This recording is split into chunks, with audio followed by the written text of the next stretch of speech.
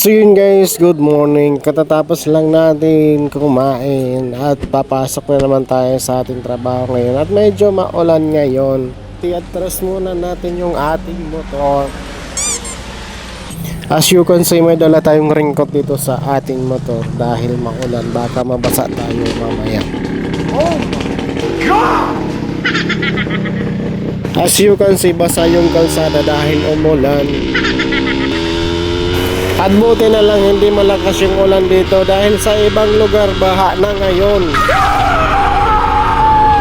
At lalo na sa part ng Visayas, baha na sila ngayon. Oh, hell no! Grabe ang baha sa kanila ngayon, lalo na sa part ng Cebu. Malakas yung baha sa kanila dahil yung mga sasakyan, mga kotse, mga motor lumulutang na. Noon tumama sa kanilang malakas na ulan dala ng bagyo.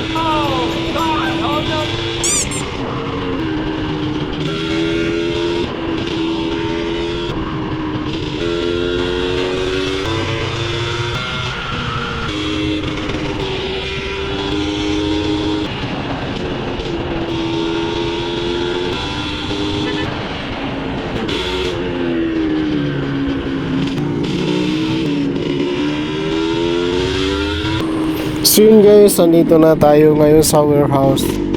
At buti na lang hindi tayo naabutan ng malakas na ulan.